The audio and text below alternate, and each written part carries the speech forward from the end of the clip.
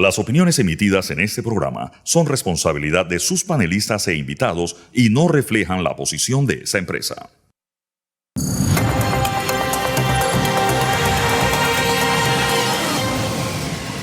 Uno de los casos de más alto perfil en la historia reciente de nuestro país es el denominado New Business, en el que una veintena de personas, entre ellas el expresidente Ricardo Martinelli, están acusados de cometer el delito de blanqueo de capitales de cerca de 44 millones de dólares para comprar la editorial Panamá América con dineros provenientes de empresas contratistas del Estado.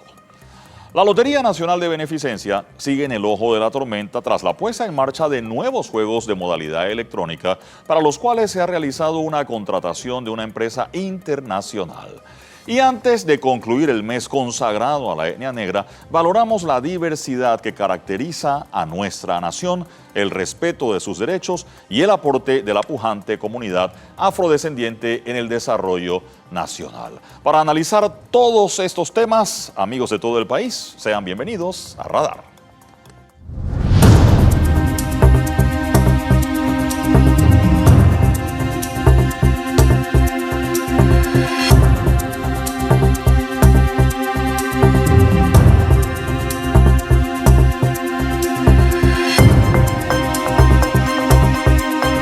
Esta semana comenzó el juicio por el caso New Business y aunque la audiencia está programada hasta el próximo 5 de junio, digamos que le queda una semana más, creo que es buen momento para entrar a analizar algo de lo que ha pasado y lo que significa este proceso para el país, considerando que uno de los imputados es un expresidente de la República y además aspirante a la presidencia de la República nuevamente. Está con nosotros Rodrigo Noriega, Carlos Barzallo, doctor Ritter, qué bueno tenerlos por acá esta mañana. Varios asuntos. Para entender un poquito, señor Noriega, el caso New Business es un caso de blanqueo de capitales, creo que es lo que entendía, porque uno entiende que hay dinero de la corrupción metido, pero no es un juicio de corrupción. Por favor, si nos ayuda a entender eso como un preámbulo. Gracias, Eduardo, por la pregunta y feliz domingo a la audiencia. El caso New Business es un caso de blanqueo de capitales por dos razones. La primera razón es que normalmente la tipología penal del delito más apropiado sería un delito de corrupción, no es aplicable porque el delito prescribió. Precisamente en el gobierno del expresidente Martinelli se cambió el término de prescripción del delito de corrupción y prescribió mucho más rápido. El tema de peculado requiere un fortalecimiento de la auditoría de la Contraloría, requiere otro tipo de trabajo que lamentablemente en este caso no es parte del caudal probatorio del Ministerio Público, por lo que el delito más fácil de probar es el delito de blanqueo de capitales. Se crearon instituciones, sociedades fantasmas, para mover dinero, para hacer parecer dinero del fisco panameño, hacerlo parecer dinero privado para invertir en la adquisición de la editora Panamá América S.A., que es la dueña del medio Panamá América, Crítica y Día a Día. Entendiendo entonces ese argumento de que no hay delito precedente en este caso aplica acá, pero si es que prescribió no significa que no hubo delito precedente, sí lo hubo. Sí, debo aclarar sobre el tema del delito precedente. El delito de blanqueo de capitales es un delito autónomo. La propia Corte Suprema de Justicia en repetidos fallos ha dicho que este delito no necesita que se pruebe un delito precedente. Ayuda que se pruebe, pero no es necesario. Es un delito autónomo. Por sí mismo, las conductas de esconder dinero, mover dinero, crear fachadas, testaferros, prestanombres, etcétera, esas conductas constituyen el delito. No necesitas probar que el origen per se fue delictivo. Ahora, por lo que pudimos escuchar en los dos primeros días de los audiencias, hay que decirlo, un poco aburridos porque es una lectura y toma un tiempo, pero explicaban el tema de una sociedad anónima a otra sociedad anónima. Vamos, una empresa constructora de repente le pasa dinero a una empresa de pizza o algo así. Entonces, independientemente si el origen del dinero fuera lícito, la estructura montada, ¿qué nos indicaría, doctor Noriega? Eduardo, la estructura montada fue establecida con una sola finalidad: esconder el origen de los fondos.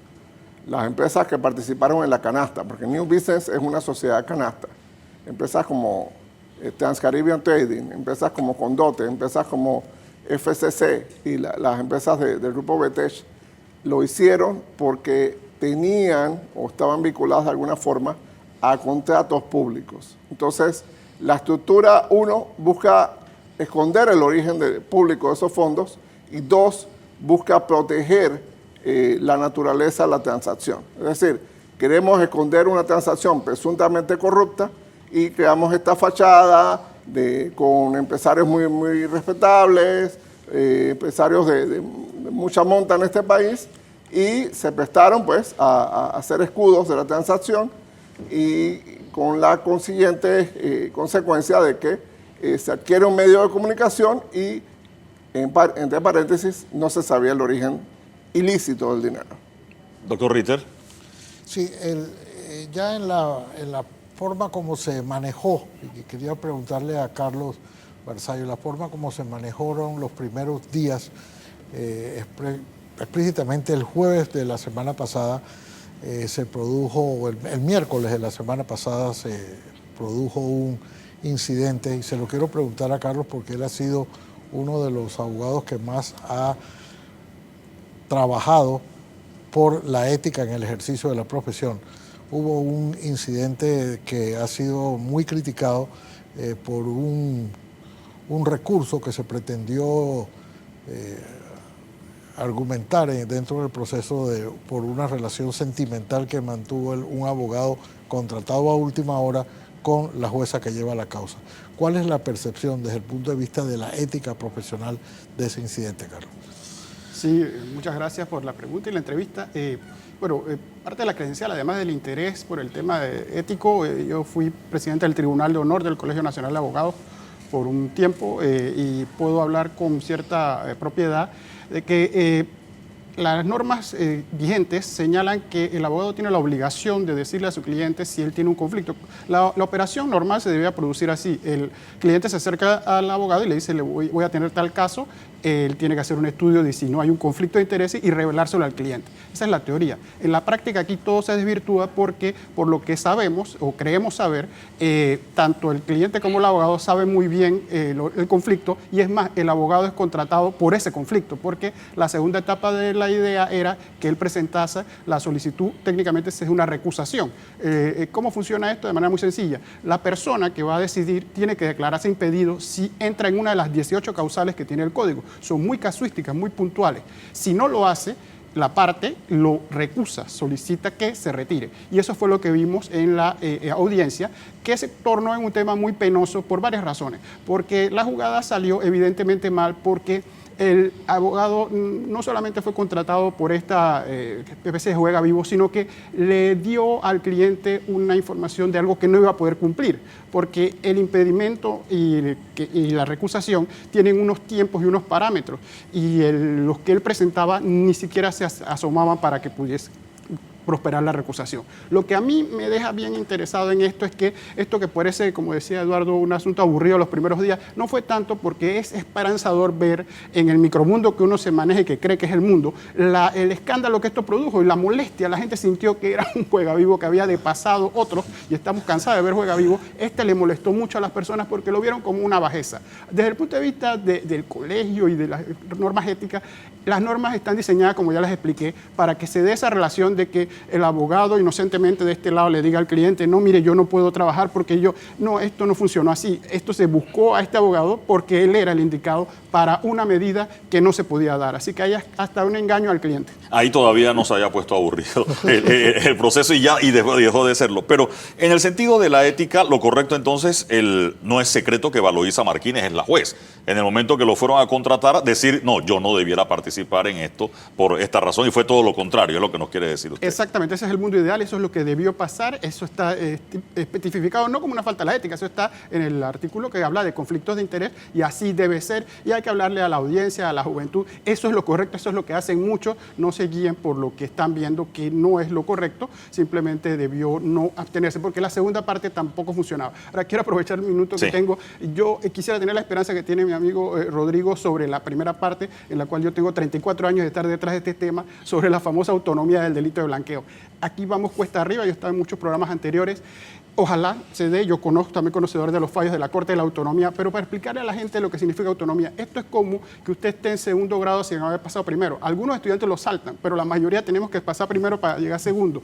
Es difícil defender blanqueo solo, autónomo, sin delito precedente. Y hay que hacer dos mea culpas que no pueden dejar de hacerse. El que no tengamos peculado, que haya habido investigación de la Contraloría, eso es imperdonable. Ahora estamos discutiendo una nueva ley que se critica la facultad del Contralor discrecionalmente de cerrar investigaciones. Hay que echar la película para atrás. Lo criticable aquí es no haber iniciado las investigaciones y eso es imperdonable. Y la corrupción, el tema es que es tan sofisticada porque la coima salió de los fondos públicos, pero no es que nadie fue a un bolsillo y se lo robó, sino que se ganaron, entre comillas, unos actos públicos mal ganados, que ahí es que es lo que hay que atacar, y de ahí pagaron la coima, incluso de los fondos públicos. Hacer llegar esos fondos públicos al caso es la tarea del ministerio. Yo quiero irme a la parte de los impedimentos. Usted habló de 18 razones y están muy claras en el código. Escuché a Rodrigo Noriega también explicarlas en su momento.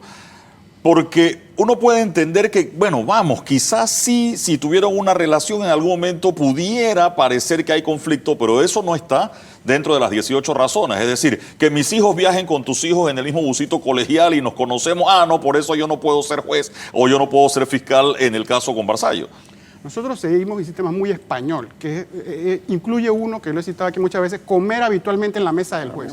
Eso es, usted tiene que llamar a los lugares donde come la gente y ve a los jueces comiendo con los litigantes. Pero dicho eso, anecdótico, el tema es cerrado, no es de principio. Mira lo que está pasando en la Corte Suprema de Estados Unidos, donde se está debatiendo este tema porque no tiene ni siquiera código de ética. Nosotros seguimos que tiene que estar en el menú y hay un segundo elemento.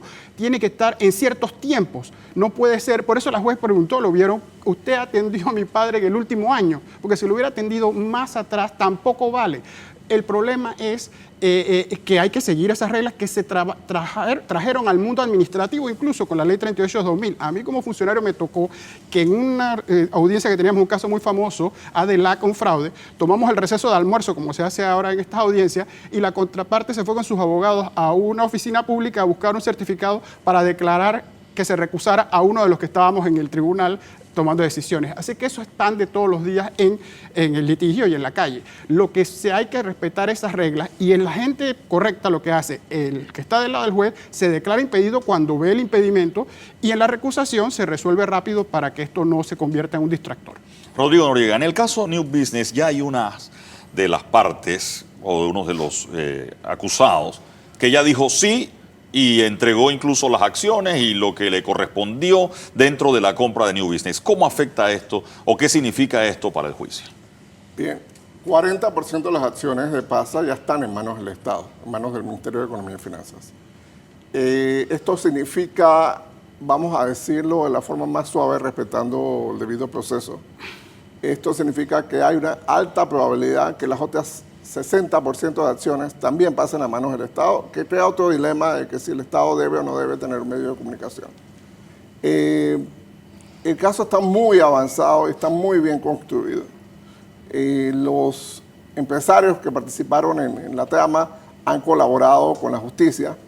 Yo me imagino que una colaboración muy incentivada por el hecho de que hay muchas evidencias, hay muchas relaciones económicas y personales muy bien documentadas. Así que yo creo que lo fundamental que tiene que tener la audiencia, primero, que la jueza Martínez ha portado muy bien, de acuerdo con el código, de una forma muy correcta, que hasta el momento hemos sido testigos de una conducta judicial relativamente buena, con algunos gestos de mala fe de las partes, y que, bueno, esperamos que en esta semana avance el caso, ojalá termine el viernes. Esperaríamos un fallo quizás para finales de junio, principios de julio, y luego quizás las apelaciones, que haya 3-4 meses, y finalmente esto pasaría a la sala segunda de la Corte, en manos de María Eugenia López Arias, Maribel Cornejo y Ariane García. O sea que esto puede tener un fallo antes del final de año, con las consecuencias esperadas en materia electoral.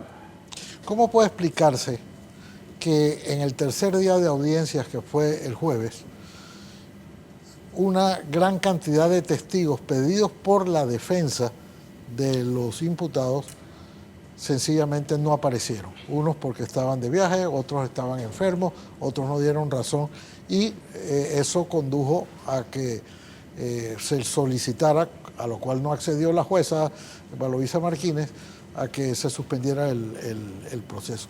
Ya desde el punto de vista práctico, ¿qué hace que testigos solicitados por la defensa sencillamente no aparezcan? ¿Era una estrategia de llamarlos para que no aparecieran? Hay mil razones, doctor Ritter. Hay mil razones. Una es obvia, miedo. Tienes miedo. Otra razón es que te pones de acuerdo con la defensa para no ir. Y eso provocaría una, entre comillas, una nulidad del expediente. Y otras razones, pues la gente no quiere exponerse públicamente, un caso como este tan públicamente. Yo creo que todavía hay espacio, todavía hay tiempo para que muchos de estos testigos aparezcan. Recordemos que este es el sistema inquisitivo mixto. Aquí hay un expediente que se llama sumario. En ese expediente ya hay declaraciones, ya hay muchas evidencias que van a ser parte de la consideración de la jueza Martínez. No todo tiene que evacuarse en este proceso de testimonios y demás, porque ya existe un caudal probatorio previo. Así que tengamos eso en mente. No es como el sistema penal acusatorio que todo se tiene que evacuar en la audiencia. Aquí ya existe un caudal previo, una bibliografía previa, si se quiere reconocer, y lo que se está evacuando son quizás algunos puntos conflictivos.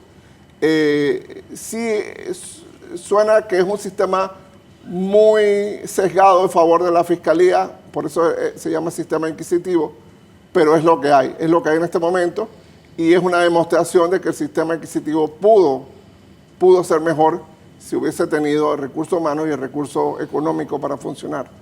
Pero en fin, esa es parte de las noticias que nos da este caso.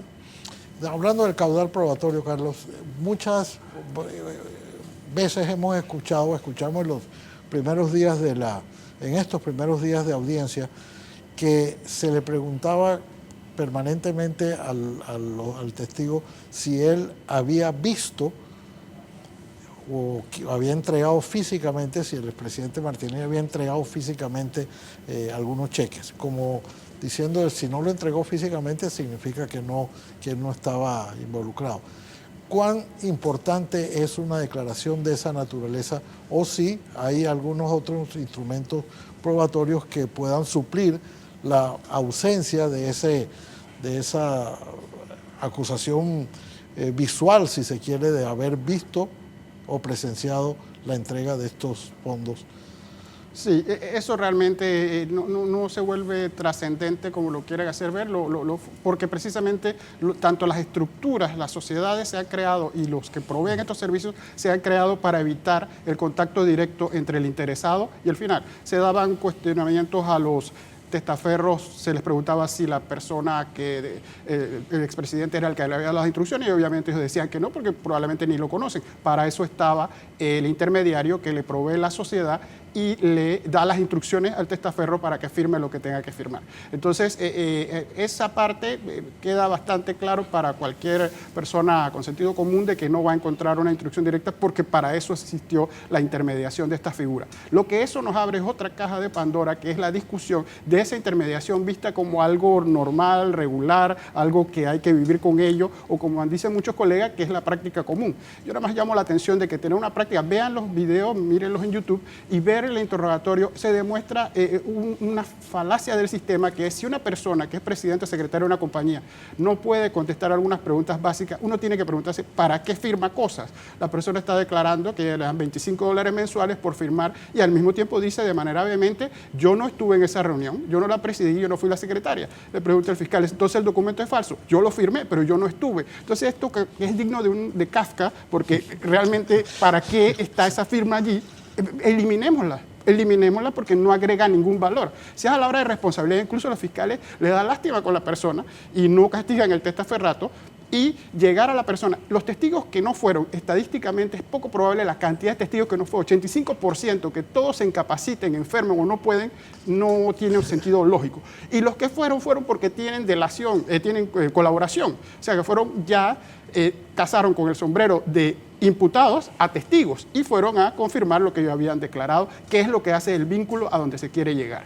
Es un caso muy interesante porque tiene muchas aristas y muchas cosas por probar. Parece fácil en algunos aspectos porque tiene a los que están dando esas declaraciones, pero yo quiero insistir la voz de cautela de que hay que encontrar el delito precedente porque si no abrimos una caja de Pandora. Sobre la prescripción de la corrupción que mencionó Rodrigo, hay que seguirle la pista a una jurisprudencia española relativamente reciente donde sí permite que con delitos prescritos, que eso también va a tener importancia en Odebrecht y en otros casos, con delitos prescritos exista el delito de blanqueo, porque estamos haciendo camino al andar. Quiero hacer un paréntesis, no es alejarme de la audiencia, pero sí de los testimonios, este tema de sociedades anónimas y gente que figura en las sociedades anónimas y que no son los que firman y los que están. Tuvimos hace poco el escándalo de los Panama Papers y Panamá sigue apareciendo en listas grises, etcétera, porque hay una figura, y se daba, en Panamá eso era normal hasta que ahora hay que justificar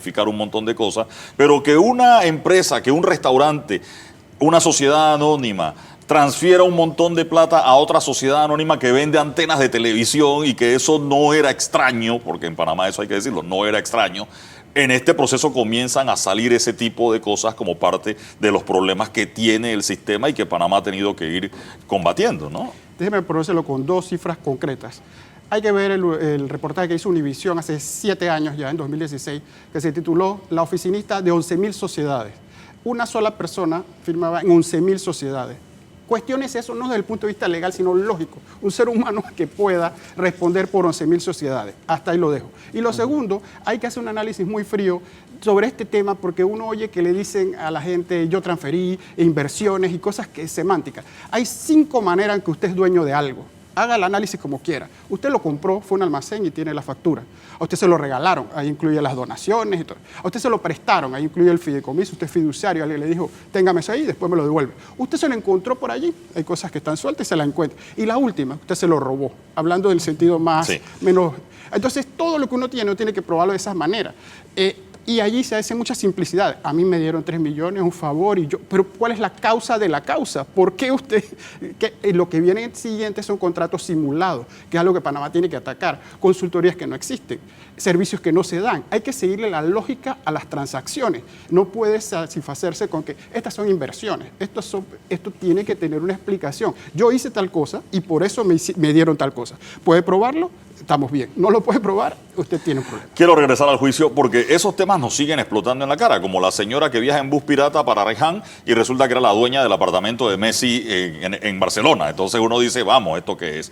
Pero quiero regresar al juicio porque estamos en la audiencia y Rodrigo Noriega explicaba hace un rato, no todo lo del juicio está en la audiencia. Es decir, ya hay declaraciones que se tienen, esos testigos que no fueron en su momento ya declararon y simplemente, buena parte de lo que hay es lo que se está discutiendo ahora.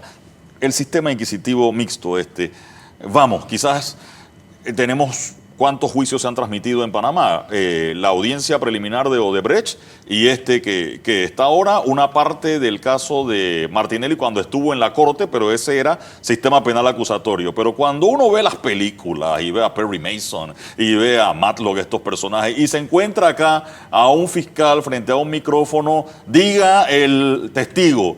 Y tú sabes, con toda esa ceremoniosidad, no sé si la palabra existe, Jorge Eduardo, para hacer una pregunta y para entrar en el tema, la gente se queda, mucha gente está teniendo su primer contacto con la justicia hoy por televisión viendo el juicio New Business. Sí, Eduardo, yo creo que lo más relevante de esto, primero que todo, es la educación pública sobre cómo debería funcionar el sistema de justicia penal. Segundo, el derecho es ritualismo. Todo es procedimiento, exigencias protocolares, etcétera, porque las tienes que cubrir. Los códigos lo mandan, es parte de, si lo quieres llamar así, la ética judicial dentro del foro. Tienes que hacer constar que el testigo sabía que tenía sus derechos. Tienes que hacer constar que el testigo no puede declarar contra sí mismo o contra sus familiares. Tienes que hacer constar que el testigo te diga cómo llegó del punto A al punto Z.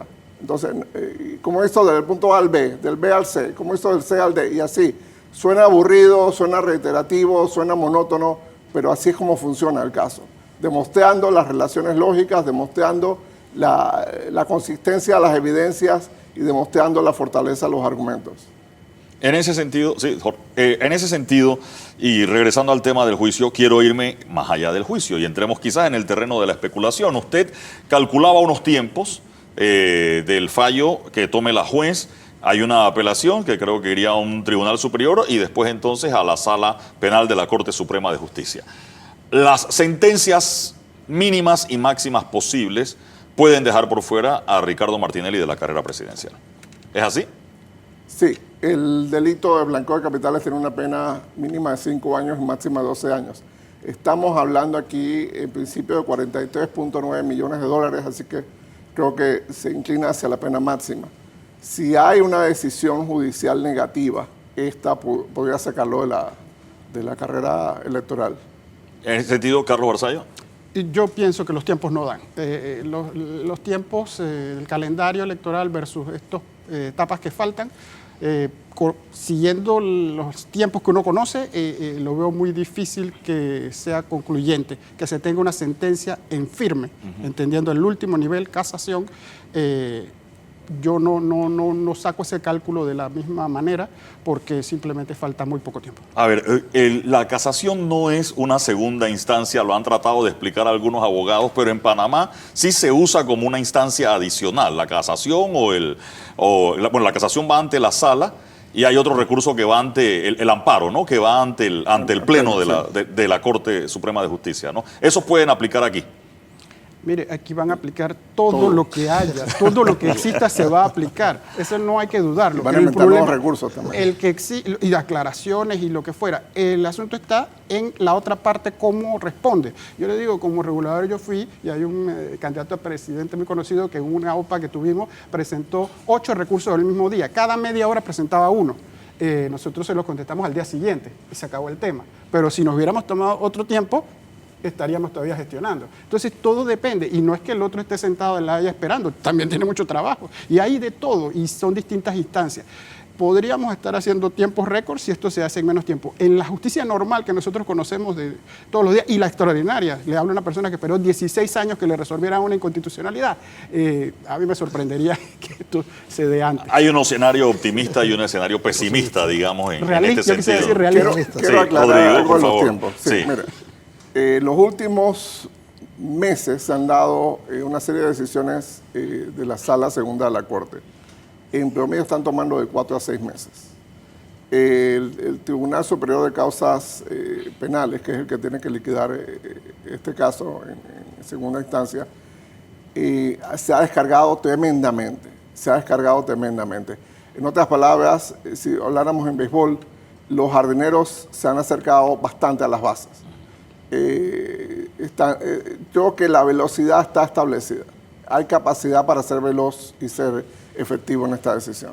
Bueno, eso yo La lo juez puedo- Martínez también ha sido bastante rápida, ¿no? Sí. Dentro de los tiempos, principalmente. Yo ¿no? quisiera recordar a la audiencia, en ese sentido, ni optimista ni pesimista, sino realista, viendo lo que vi, que sí hubo, por ejemplo, un caso, y también involucraba al mismo sujeto, expresidente Martinelli, donde la vista fiscal se hizo en horas. Una vista de... Así que cuando se quiera se puede. Se puede. En muchas páginas se hizo en horas. Eso no se ha visto mucho. Tema de voluntades, doctor Ritter. Vamos a tener que traer a los mismos 2 invitados, de hoy a Carlos Barzallo, Sí. un tiempo dentro de unos meses para ver si hablamos nuevamente de los tiempos y qué tiempos se cumplieron y cuáles no. ¿No? Y si se fijan récord, porque siempre se puede romper Siempre los se puede récords. romper un récord. No, y si, por ejemplo, la Sala Segunda no acepta la casación, se acabó el caso. Sí. Sí, es decir, no tiene que entrar a debatirlo, simplemente puede decidir no la admite y ya no hay que entrar a fondo a ver si casa o no casa, ¿no?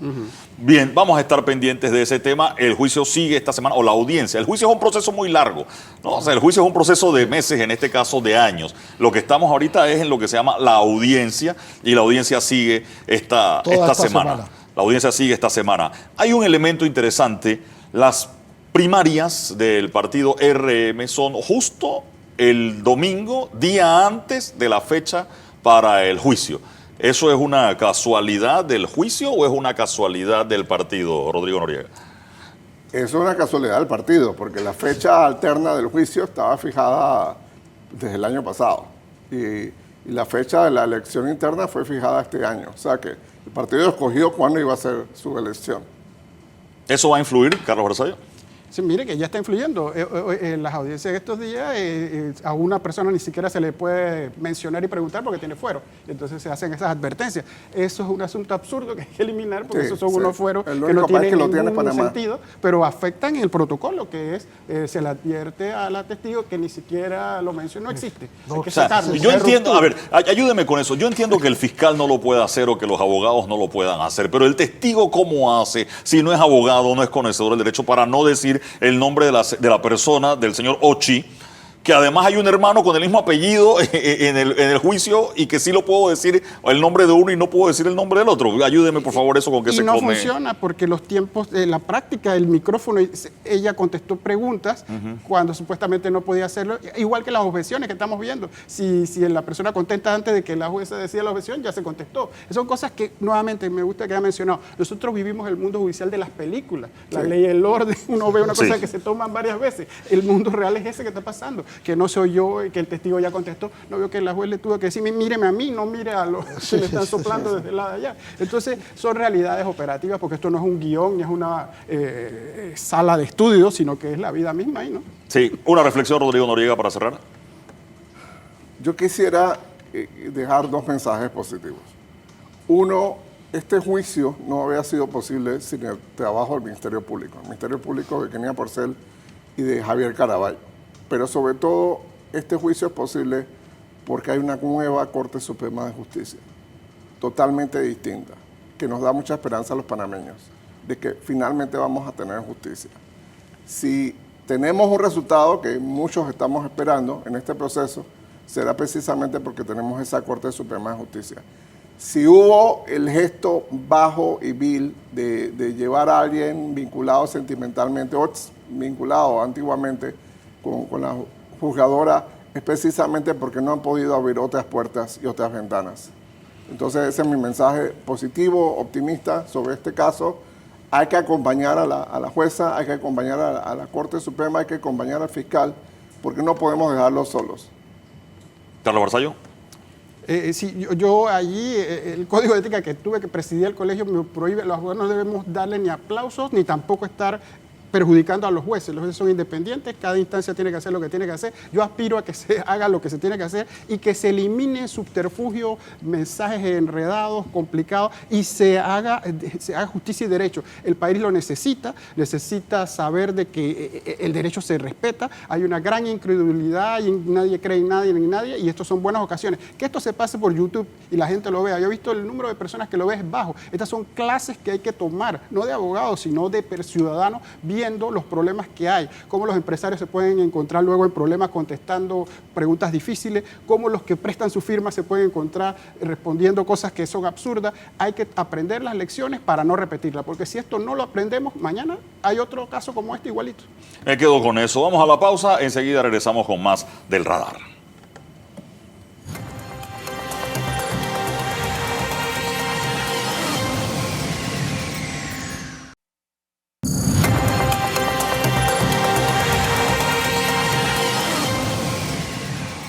La semana pasada estuvimos hablando del tema de la lotería con el director de ingresos, que al mismo tiempo es el presidente de la Junta Directiva de la Lotería Nacional de Beneficencia. Debo decir que la Junta Directiva de la Lotería Nacional de Beneficencia se convirtió en motivo de curiosidad para mí y misterio a la vez. En la web de la Lotería Nacional de Beneficencia no aparece quienes conforman la junta directiva. Sabemos que hay un representante de algunos ministerios, hay representantes de los billeteros, hay representantes de los compradores, pero no encontramos los nombres de esas personas, por lo menos no está en la web ni en la parte de transparencia de la web. Deben tener algunas dietas, viáticos, etcétera. Tampoco pudimos encontrar esa información en la parte de transparencia. Y al mismo tiempo, hoy tenemos a un representante de los billeteros, el señor Fernando, pero quisimos que alguien de la lotería viniera a este programa, hicimos las gestiones y hasta el momento de hacer la grabación esperamos a que viniera alguien y no llegó para hablar de la lotería. Vamos a considerar que lo que dijo el presidente de la Junta Directiva es la versión de la lotería al respecto. Señor Fernando, buenos días, bienvenido al Radar, qué gusto tenerlo por acá. Usted es billetero, ¿verdad? Sí, muy buenos días, gracias a todos por invitarme también. Sí. Sí, soy billetero hace ya alrededor de 27 años, billetero oficial, y ahora nos encontramos esta encrucijada en la lotería con la introducción de una lotería electrónica, y creo que es un tema que ha despertado mucha curiosidad entre la población y el público comprador como una nueva opción, pero nosotros los billeteros estamos preocupados, ya que vemos que esto amenaza nuestro trabajo, y un contrato de por medio, un contrato que queremos que se llega hasta el fondo del contrato y que hemos denunciado como un negociado de 4 bellacos que están detrás de este tema. Y no es un beneficio para la entidad, porque eso lo vamos a demostrar, porque ya hemos hablado con nuestros abogados y pensamos entablar un proceso legal. ¿Qué es lo que viene de la lotería? Nos explicó el director que eran 2 juegos nuevos, uno que es Loto, una lotería electrónica, y otro de como un raspadito, ¿no? No, es Pega 3, un Pega 3, pero no es raspando también. No, Okay. no, es como un chance. Como un chance, Pega 3. Okay. Estos son los 2 juegos que vendrían. Sí, bueno, tenemos que decir que este es un contrato del 2013 y cuyo propósito fue hacer este juego de raspe, que es el raspadito que todo el mundo conoció. Durante este tiempo este contrato ha sufrido 5 adendas y en la primera de esas se cambió lo que era el objeto del contrato en sí y ya se introdujo nuevos juegos de lotería. Este juego de Pega 3, para explicarlo un poco, aunque no debo ser yo quien lo explique, sino la institución, es un juego que es como si fuera el chance de nosotros, que es de 2 números, Pega 3 son 3 números, y se va a jugar ya sea con ánfora o con esta máquina de succión de balota. Igual existe el juego de la loto que consta de 6 números, y es un juego de pozo acumulativo, y que al final ellos dicen que va a comenzar en $500,000 y que va a ir subiendo. Y ese es uno de los temores que nosotros tenemos, porque tenemos una institución que está siendo mal administrada y lo hemos denunciado, y yo creo que ya todos los escándalos que han comenzado a salir da pie a que esto podría en riesgo lo que es la lotería tradicional, con una lotería electrónica que va a ser totalmente operada por una empresa extranjera, una empresa que hay que decirlo, sí, tiene experiencia, no creo que sea la mejor empresa, ya que hay otros competidores cercanos y que son... también podrían haber optado por explotar estos juegos. Sin embargo, este contrato, en un principio, cuando se licitó, solamente participó esta empresa. De ahí comenzaron las cosas turbias que nosotros hemos venido denunciando. Y ya casi a pocos meses de acabarse el contrato, viene y la adendan a 10 años más para que esta empresa se quede en la lotería. Una empresa que demostró ser un fracaso, ya que lo que esta empresa, las proyecciones que tenía en un principio, no las cumplió a cabalidad. Entonces, no sabemos de dónde salió para que la adenden 10 años más, y sobre todo, un tema muy crucial es el porcentaje de ganancia de esta empresa. Esta empresa se ganará el 15% por explotar estos juegos. Yo creo que debemos de tomar como referencia lo que ocurre en otros países. Por este servicio, otros competidores cercanos a ellos, y esta misma empresa, por ejemplo, en Puerto Rico no cobran más del 3%, como aquí en Panamá nos están cobrando el 5%, y aquí todo el mundo está contento que esto va a ser ganancia para la entidad. Le pregunto por el billetero ahora. Yo le pregunté al propio director de ingresos si el juego era de la lotería y no de la empresa. Él dijo que era de la lotería y que la empresa le daba un servicio. Fue lo que nos dijo el director de ingresos, a la sazón presidente de la Junta Directiva. ¿Eso es así o es un juego que se le está entregando a la empresa? No, la verdad que yo escuché el programa detenidamente y tengo que decirlo de una manera categórica. El señor Publio de Gracia está mintiendo. Se ha convertido en un mitómano, y cuando le hiciste la pregunta de que si esta empresa cobraría, dijo que la empresa no cobraría. Y como ya te dije, va a cobrar un 15%, y no es solo eso. Miren, dentro del contrato hay otros contratos directos. Por ejemplo, esta empresa tendrá la posibilidad de él mismo contratar a una empresa que se encargará de la publicidad, a la cual se le pagará el 2%. También podrá contratar a otra empresa que se encargará de la distribución, de crear una red eficaz para que esto llegue a las diferentes provincias y a los billeteros que tenga que llegar. Entonces también va a tener un gerente de proyecto. Parece que esta empresa sí va a invertir el dinero y nadie sabe cuánto va a invertir, pero tiene temor de que esto sea manejado por la entidad. Entonces nosotros los billeteros vemos esto con gran preocupación. Una entidad que viene dando tropezones desde hace rato, y que yo creo que los panameños olvidamos rápido todos los escándalos que han venido surgiendo, no solamente temas políticos, sino estos temas judiciales donde se han visto envueltos funcionarios de alta jerarquía de la institución, para ahora nosotros pongamos una lotería aquí que va a ser bien operada con gente capacitada, con una lotería que está siendo mal operada. ¿Qué va a pasar? Nosotros sentimos que esta lotería va a canibalizar lo que es la lotería tradicional de nosotros. Por ende, ya hay un mercado hecho, un mercado que es de más de 700 millones de ventas al año, un mercado que genera al Estado alrededor de 130 millones de ganancias. Entonces, ¿qué pasaría si esta lotería tradicional cae? Esta empresa se va a quedar con este mercado y con un 15% se ganará más de 100 millones al año durante 10 años. ¿Qué negocio más bueno ese? Quiero ir al billetero. Nos dijeron que las nuevas loterías, igual la Loto, que es una maquinita, no sé cómo será el dispositivo, lo operarían y lo tendrían los mismos billeteros. Bueno, efectivamente, nosotros hemos participado en un congreso y estas máquinas son como estos dispositivos, esto como de tarjeta de crédito. El punto de venta de la tarjeta. Sí, punto de venta, muy parecido. Es más, te tengo que decir, ya aquí en Panamá las hay y de venta clandestina. Y a la lotería no ha querido investigar quién trajo esas máquinas aquí, cómo los chinos lo tienen en todos sus lugares de venta. Y por eso nosotros nunca nos hemos opuesto al modernismo. Y si en algún día nosotros tenemos que vender, ya sea por máquina o por la manera que tengamos que hacerlo, pero hagamos las cosas bien. Desde un principio, otro de los temores que tenemos los billeteros es la distribución de las libretas. ¿Cómo están dándose las libretas hoy en día? ¿En manos de quién están las libretas? Al final, ¿en manos de quiénes van a quedar estas máquinas? Ya estas máquinas, se habla alrededor de 2.500 máquinas, ya nosotros suponemos que ya estas máquinas tienen nombre, así que ese billetero de a pie que tú ves por ahí de puesto en puesto, a lo mejor terminará siendo un revendedor de esas máquinas. Eso es lo que suponemos, porque aquí no hay nada escrito, solamente hay un contrato y dice que todo lo que son los reglamentos y todo lo demás, la Junta Directiva se reunirá y lo dará a conocer en su debido momento. Fernando, es que habías hablado de una cifra de 2.500. Recordarán los dos, porque los dos, uno estuvo en el programa, Eduardo, y tú que lo viste, el presidente de la Junta Directiva dijo que todos los billeteros registrados, fue la expresión que usó, tendrían una máquina. Pero aquí hay una cifra que quisiera entender. En los medios de comunicación se ha estado hablando de 14.000 billeteros, pero tú nos acabas de hablar de 2.500 máquinas. Eso significa que 12.000 o 13.000 billeteros se van a quedar sin máquina. ¿Cómo es? ¿Cuántos billeteros registrados hay? Porque necesito esclarecer cómo es que son 14.000 a 2.500. Bueno, los billeteros registrados son alrededor de 14.000 y tantos billeteros. Esta cifra puede variar, ¿no? Por personas que dejen su libreta y todo lo demás, pero hablemos una cifra global de 14.000 de manera global. Esa cifra ha salido por ahí, no sé quién ha salido en los medios de comunicación, creo que el mismo licenciado Publio de Gracia le ha dicho que son alrededor de 2.500 máquinas, después dice que no, que todos los billeteros van a recibir. Nosotros hemos hecho un análisis y hemos hecho las investigaciones correspondientes.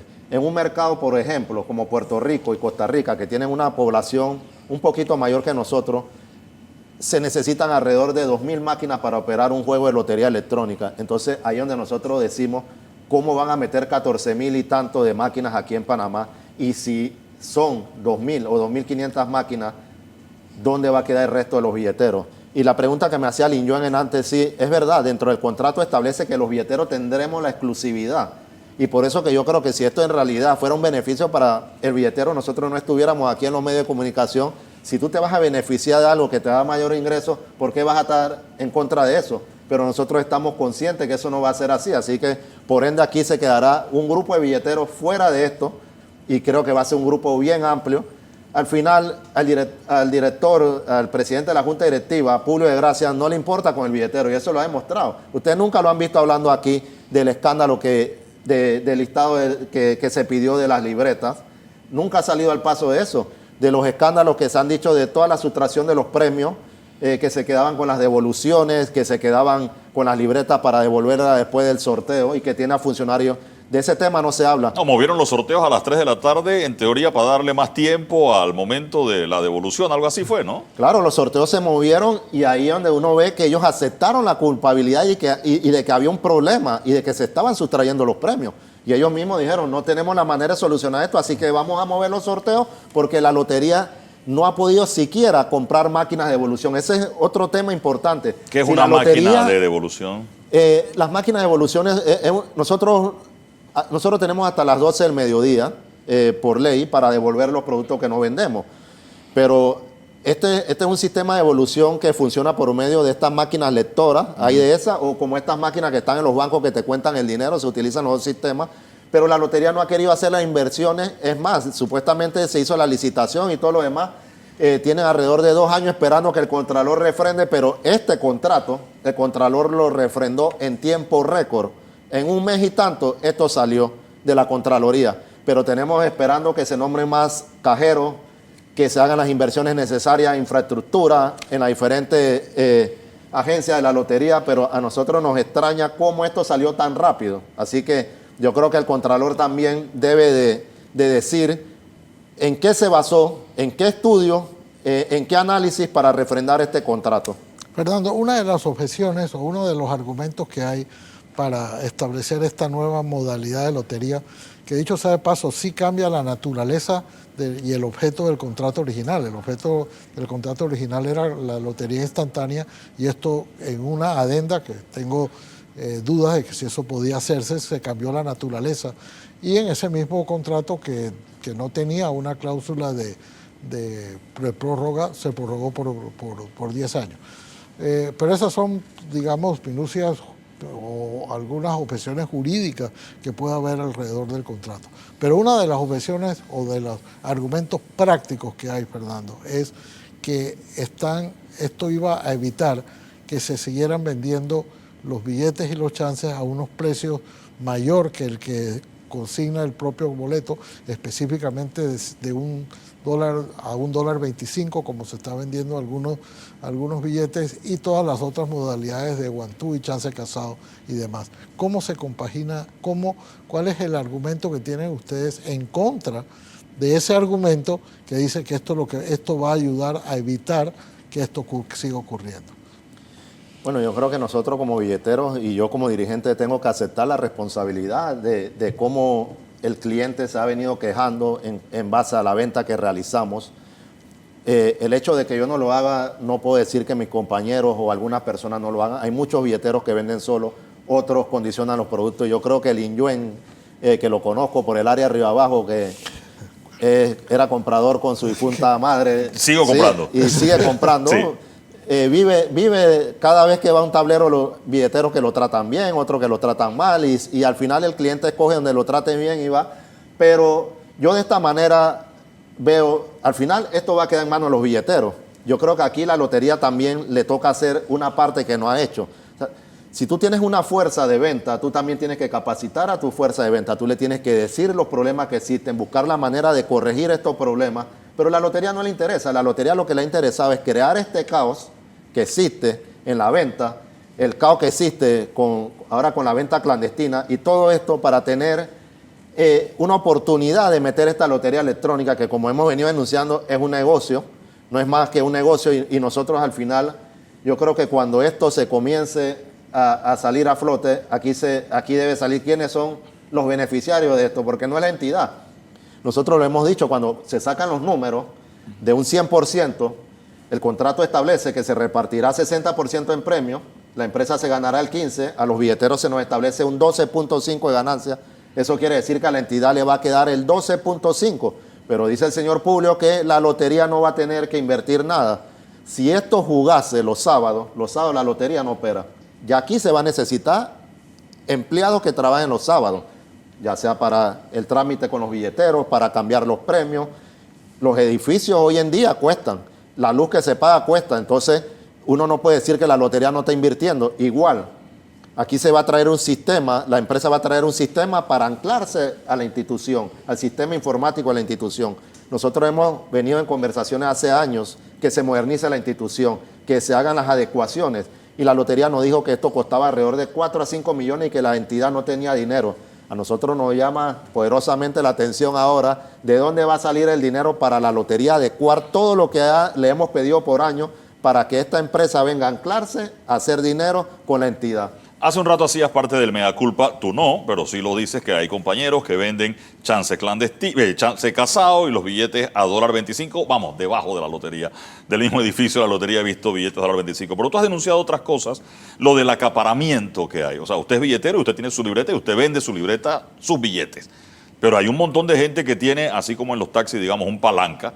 Y yo entiendo, vamos, si la mamá envejeció y un hijo está haciendo el trabajo, todavía allí se puede entender. Pero cuando es un tercero, un cuarto, empeñan las libretas de lotería y el que las empeña tiene 50, 100 libretas de lotería y tiene revendedores por fuera. O sea, estamos hablando de que hay unas deformaciones grandes en el sistema.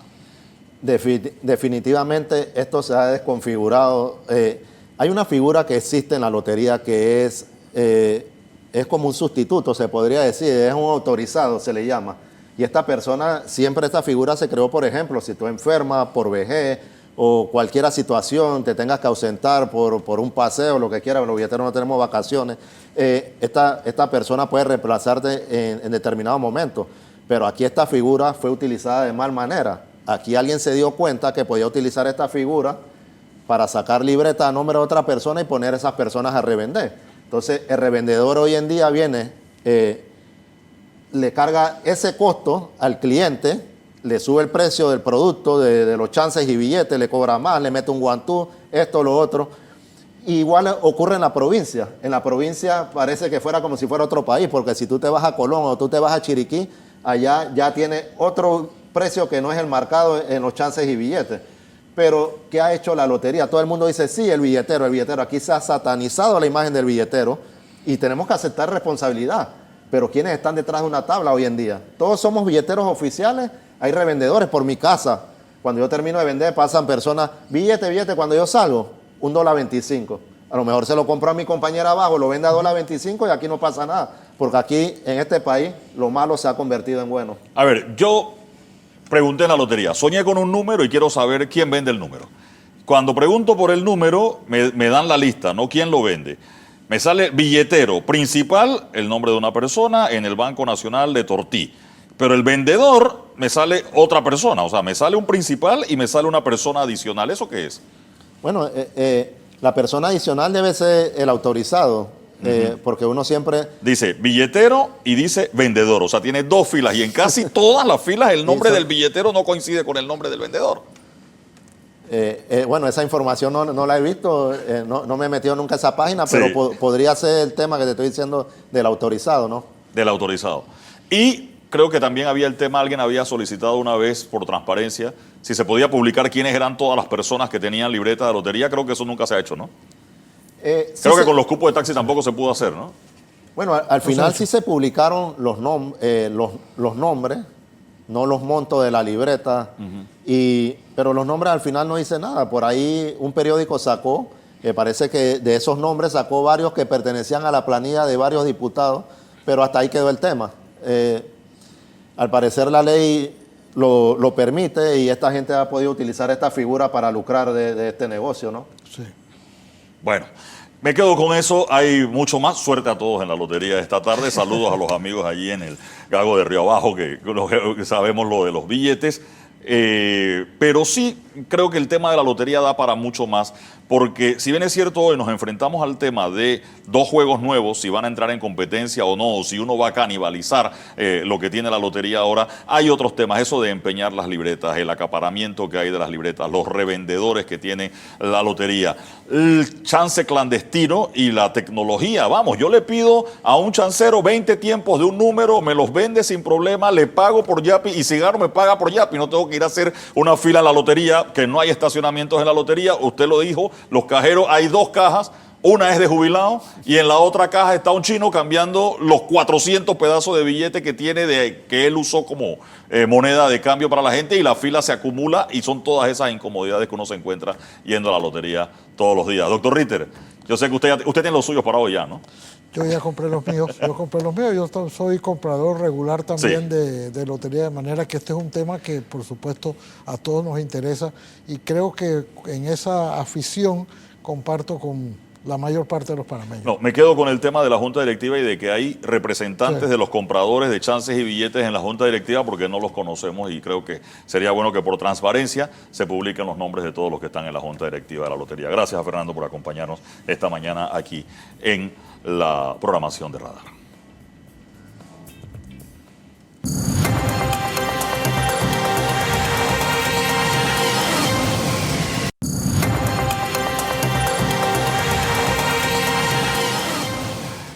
El mes que termina es el mes que en Panamá se ha escogido para resaltar y recordar los aportes de la etnia negra y los afropanameños a nuestro país. Aunque creo que es una labor de todo el año, es importante decir que recientemente el presidente de la República ha sancionado la ley que crea Senadap, y eso es la Secretaría Nacional Afropanameño, hasta cambia de nombre. Yo creo que por favor su directora nos lo explique. Buenos días, bienvenidos al Radar. Está Alberto Barro con nosotros. Krishna, ¿qué es esto y qué es lo que ha pasado con Senadap y qué es lo que pasa a partir de esta semana ahora que nace a la vida jurídica esta institución? Buenos días, gracias por la invitación. Efectivamente, el señor presidente Laurentino Cortizo ha sancionado la ley que crea la Secretaría Nacional de Políticas y Desarrollo para los afropanameños, una instancia que ahora va a tener el componente autónomo, presupuestario, autónomo en su personería jurídica, en su administración, y definitivamente con esa fortaleza la Secretaría podrá asumir las tareas para las cuales fueron creadas, impulsar políticas públicas a favor de la inclusión de los afrodescendientes, porque no es solamente los afropanameños, sino todos aquellos descendientes de la diáspora que residen en este país. En ese sentido, sale entonces del Ministerio de Desarrollo Social. Efectivamente, la ley 64 que creaba la Secretaría Nacional para el Desarrollo de los Afropanameños nació adscrita al Ministerio de Desarrollo Social. Con esta nueva sanción, bueno, vamos a tener la autonomía. Sin embargo, es importante resaltar que indistintamente seguimos de la mano no solamente con el Ministerio de Desarrollo Social, sino con todas las instancias del gobierno y de los gobiernos locales para que podamos trabajar en justamente esas acciones, esos proyectos, esos programas que tenga el componente afrodescendiente en cada una de las instituciones. A eso voy, ¿qué hace la Secretaría? ¿Qué vigila y qué promueve, ¿no? Bueno, eso mismo, estas acciones, podemos dar, por ejemplo, una de nuestras primeras tareas cumplidas sería el resuelto del Ministerio de Salud que acaba de sacar para incluir en los registros digitales de todo el sistema del Ministerio de Salud la variable afrodescendiente. Ese es un paso gigante en el tema de salud para que podamos identificar la atención hacia nuestra población y hacerla de manera diferenciada, entendiendo que nuestras poblaciones tienen en el ámbito de la salud diferencias, aunque las enfermedades parecen similares al resto de la población, la atención no es igual. En ese sentido, esta nueva figura jurídica comienza que esta semana ya a funcionar entonces. Bueno, nos toca comenzar a trabajar todo el planteamiento del proceso de creación, de todo su organigrama y de todas las direcciones y departamentos que deben crearse para que realmente podamos funcionar administrativamente y poder así empezar el trabajo.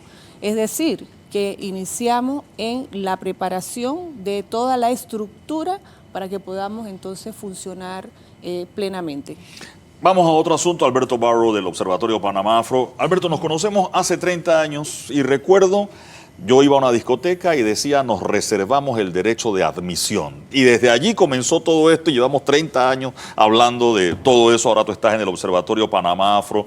¿Qué ha pasado desde esa época que las discotecas tenían, nos reservamos el derecho de admisión hasta el día de hoy? Sé que es mucho, pero bueno, condensamos mucho. Un poco eso, ¿no, Alberto? Muchísimo. Efectivamente, Eduardo, tú estás hablando de finales de los 90. Y recordarás esa lucha que se hizo intensa hasta lograr una ley que echara por tierra aquello de la reserva del derecho de admisión, que tenía sin duda un sesgo racista. El debate nacional que se hizo en su momento así lo reveló y hubo consenso en la Asamblea Nacional de que aquello debía regularse y debía regularse por el tamaño de las implicaciones de aquello de la reserva, debía ser una ley.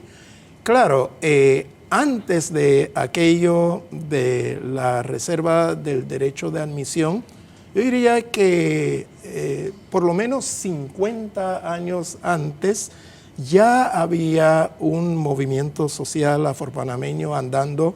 Recordaremos las gestiones públicas del doctor George Westerman a mediados de la década de los 50, cuando se emitió una ley antidiscriminatoria, la ley Eurtemate, que por cierto todavía está vigente.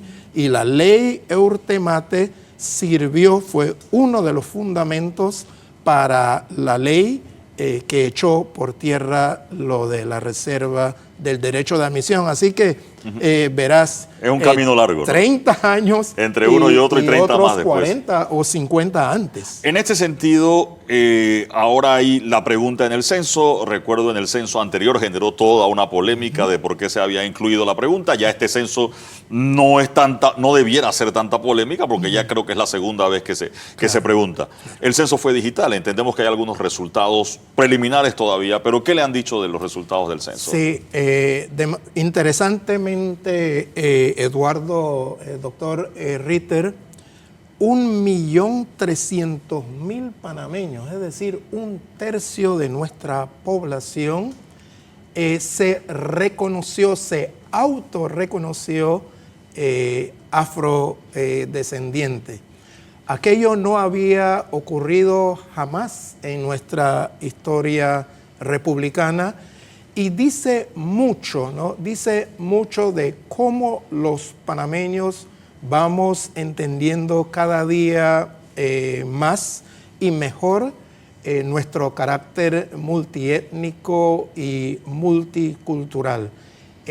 Esa cifra, un tercio de la población diciendo: yo tengo de algún modo ancestralidad, antecedentes afros en mí, es algo que de aquí en adelante hay un antes y un después de ese autorreconocimiento. Doctor Ritter. Alberto, nosotros tenemos aquí una larga historia de discriminación, una larga historia de racismo. Tú has sido un luchador desde que lo conozco y de eso hace muchísimos años.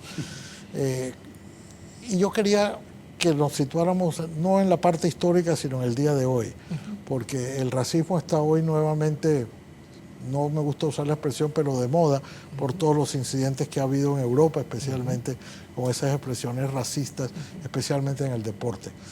Hoy en Panamá existen todavía rezagos, existen todavía racismo, como ya sé que no existirá como existió en el Gold Roll y el Silver Roll o en los años 30 cuando se reservaban el derecho, o hace 30 años cuando se reservaban el derecho de admisión, pero hoy existe. Sí, yo diría, es una pregunta recurrente y la respuesta también es recurrente en el sentido de que efectivamente cada vez que las cámaras de televisión, ustedes, TVN, cada vez que han salido a la calle y se ha hecho esa pregunta, no ha habido duda alguna, la población en general, en responder que efectivamente tenemos ese flagelo entre nosotros. Desde luego, no es la época del Gold y el Silver Roll, pero el racismo, no hay sociedad en este planeta que escape al flagelo y Panamá es parte de este planeta. De manera que cuando se dice, oye, y en Panamá, pero si Panamá no es Estados Unidos o qué sé yo creo que el racismo tiene múltiples expresiones. Hay las formas más abiertas, sin duda. Tenemos las sutilezas también. En Panamá las sutilezas imperan. En ese sentido, cuando me hablan 1.300.000 personas y el tema de definir políticas públicas, Yo recuerdo en Estados Unidos, en los años 90, se hablaba mucho de la acción afirmativa. No sé si eso, cómo lo traducen. Unos dicen que eso es discriminación a la inversa. Pero cuando uno ve 1.300.000 personas y vienen políticas públicas y hay acción afirmativa, ¿cómo entra eso en Panamá? Yo me reconozco afrodescendiente, pero vamos, sí, vivo en Río Bajo y yo paro por 3 retenes todos los días, el perfilamiento racial, como le dice uno, pero no, a mí no me rebotaron de la discoteca. Sí, ¿por qué? Porque en el barrio, sí, yo soy un Spanish boy. Y tenía, para usar un término que se da, yo no sé, Alberto, cuando lo comenzamos, pero sí, yo me reconozco afrodescendiente, mi bisabuela vino de Martinica y en Colón eso le llaman un Frenchie. Lo dije bien, Sí, ¿verdad? sí, un Frenchie. Un Frenchie. Sin embargo, vamos, cuando vengan las políticas públicas, ¿quedo yo arropado por esas políticas públicas cuando no he sido necesariamente víctima de una situación de discriminación? Por supuesto que sí, porque nosotros tenemos que entender que ante todo somos panameños. Los afrodescendientes somos panameños y estamos inmersos en toda la población. Todas nuestras políticas, aunque estamos hablando desde una secretaría que tiene como prioridad el tema de los afropanameños o los afrodescendientes, es un trabajo en toda la población y direccionado a toda la población, con algunos segmentos diferenciados, que es importante señalarlo.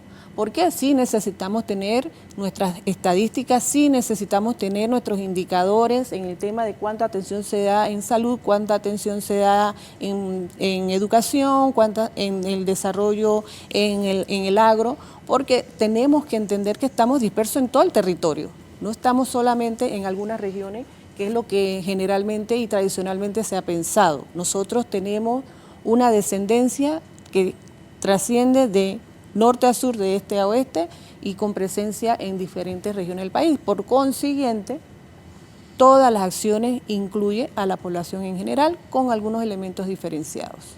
Sí.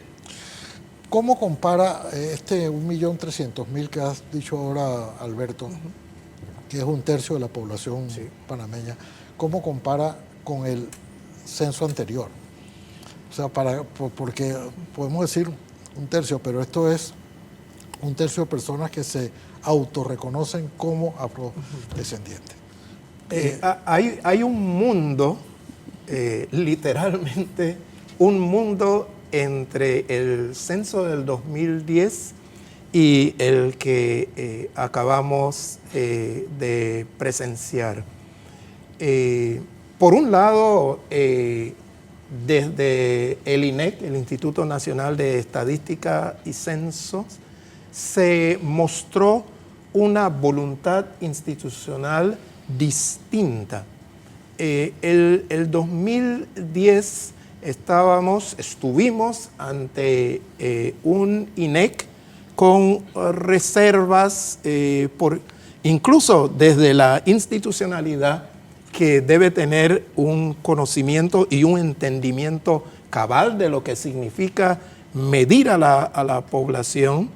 En el 2010 esas reservas estaban, de manera que el propio Instituto Nacional de Estadísticas y Censos del 2010 fue un valladar. Se realizaron los censos, pero con muchos peros. En esta ocasión, y bueno, hubo 12, 13 años de por medio en que el movimiento social afropanameño acompañó al proceso, asesoró de mejor manera el proceso. Hicimos una campaña cotidiana, orgullosamente afrodescendiente. Eduardo, tú has sido receptor de esa campaña.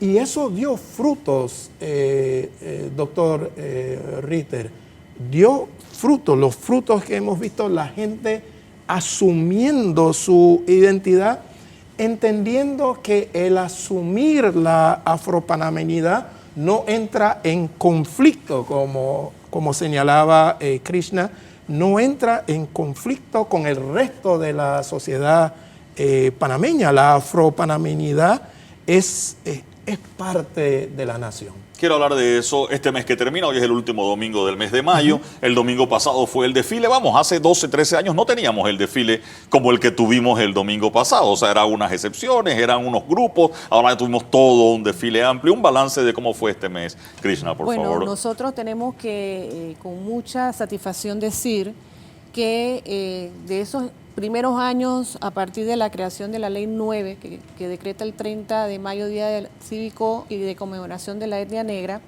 hemos visto una evolución favorable en el sentimiento y en el sentir de la población en general, en el autorreconocimiento y en el orgullo de poder expresar las distintas manifestaciones que forman parte de nuestra población. Pero particularmente este año, además del gran desfile, además de algunas actividades muy festivas en el sentido de la gastronomía y de la música, hemos visto también una mayor cantidad de presencia en lo que es la formación, en la capacitación, en la discusión, el análisis y la reflexión a nivel de la academia, a nivel de instituciones públicas. Así que creo que ha sido y creo que seguirá siendo siempre un elemento importante en la población. Alberto, para cerrar en 30 segundos. Son 23 años desde el año 2000 y cada vez más y más el conjunto de la nación panameña abraza a uno de los componentes de la panameñidad, a los afropanameños. Mayo es una explosión de interculturalidad y eso no tiene precio, Eduardo, sí. Doctor Ritter. Yo me voy a robar unos minutos más a producción porque, vamos, todo el debate de las trencitas no lo hablamos aquí hoy en el programa, pero hubo todo un tema de lo de las trencitas, Alberto. Vamos, sí, ahora las niñas hacen las trencitas y entender que no es disfrazar a los niños el día de ir a la escuela, sino explicarle el asunto, ¿no? No es Halloween, es un tema de explicarle al asunto por qué ese es el día de las trenzas. Ayúdame con eso, por favor, Alberto. Justamente ahora mismo reposa en la Presidencia de la República una propuesta presentada por la ministra de Educación, propuesta que fue elaborada en conjunto con el movimiento social afropanameño de cara a incorporar en la currícula de la educación panameña toda la temática de manera transversal, la temática afro, de manera que eso que señalas podamos no solo verlo en mayo, en un mes como este, sino que en la malla curricular aparezca nuestra historia, aparezca las contribuciones, que son muchísimas, aparezca todo lo que hemos entregado a la nación panameña. Me quedo con eso. Krishna, ¿alguna reflexión sobre las trencitas, por favor? Y que no es disfrazar a los muchachos para mandarlos a la escuela. Por supuesto, es un símbolo de identidad y resiliencia. Es importante que se entienda que no es un peinado de moda, es sencillamente que nuestra juventud ha adoptado una conciencia muy clara de su identidad y lo expresa a través de su cabello, de las trenzas, de los dreads, del afro, no como un peinado de moda, no como un peinado de mayo, sino como un elemento identitario. Gracias por esa reflexión, gracias a producción por regalarme este minuto. Y veamos ahora qué nos tiene Jorge Eduardo Ritter en el GPS.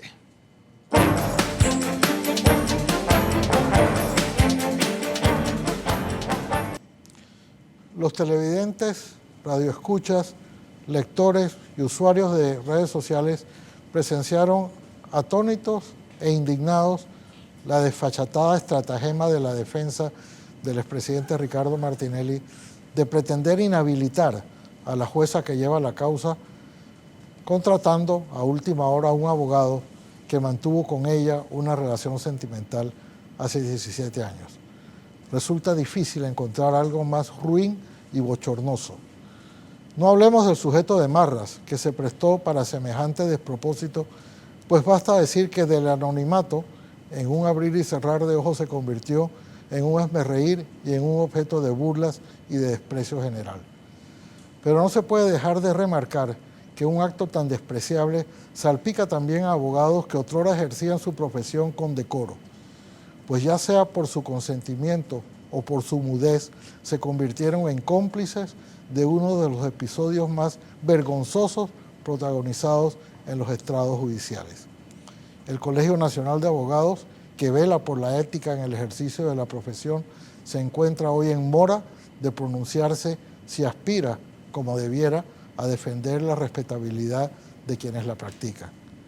En el caso New Business, como se conoce el proceso por el entramado con el que se compró la editora Panamá América, no solo implica la acusación por lavado de capitales a una veintena de personas, en realidad también pone a prueba el sistema de justicia mismo en nuestro país.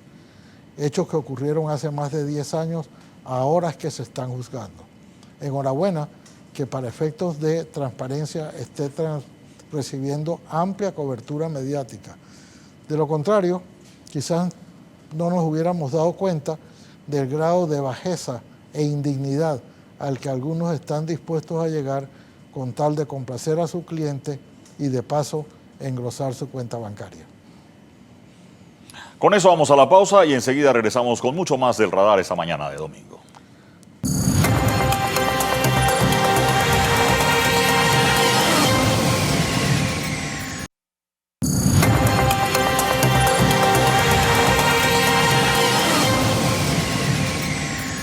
Veamos ahora qué nos preparó Hilde Sucre y la caricatura de hoy en el radar.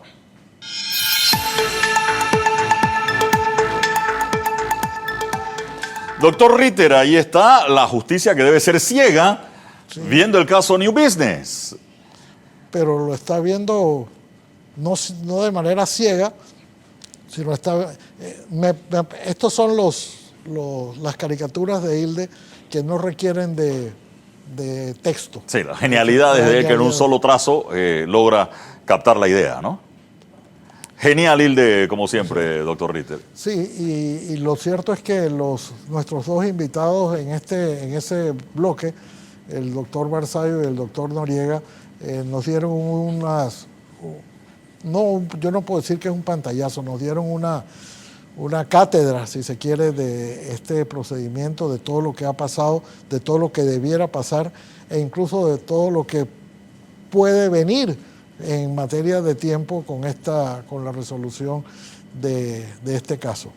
Y me llamó mucho la atención también, Eduardo, esta última figura de la lotería que se está implementando. Tú y yo somos jugadores consuetudinarios, no viciosos, no confundan. No, sí. No hay que confundir, ni somos ludópatas, pero sí jugadores consuetudinarios de lotería, y esta nueva modalidad aparentemente no goza de la simpatía, evidentemente no goza de la simpatía de los billeteros, y hay algunas objeciones que yo creo que son de importancia que debieran tener en cuenta antes de implementar un contrato que es la prórroga de un contrato del 2013, se ha prorrogado por 10 años más con una cuestionable capacidad para agregarle 10 años a un contrato que no tenía cláusula de prórroga.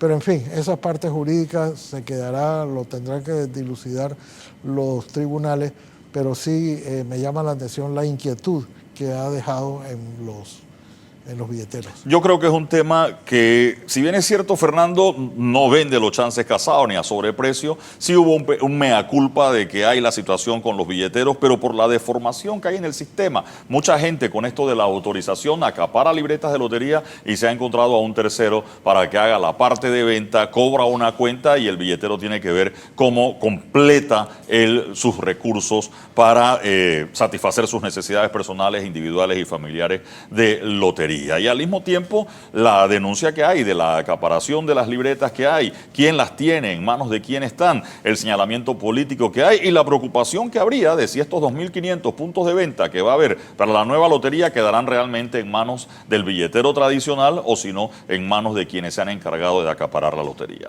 En cuanto al caso New Business, me complace que haya la posibilidad de verlo y de darle seguimiento, porque si usted lee un periódico hoy, con su resumen del caso se va a encontrar una posición, y si lee el otro periódico se va a encontrar como que pareciera otra audiencia totalmente distinta. Si usted tiene el tiempo de verlo, o si lo deja en la casa mientras hace otras actividades o lo deja en el carro, podrá ir dándole seguimiento y usted sacará sus propias conclusiones para cuando termine el caso y se tome una decisión, usted pueda decir si está de acuerdo o no en base a lo que usted propio vio y usted sea una especie de jurado en este caso que se está llevando a cabo. Con eso yo quiero recordarles, si usted busca qué hacer este domingo, no se pierda los contenidos exclusivos de nuestra página web tvn-2.com y por supuesto la invitación para lo que sigue de Frente con Sabrina Bacal.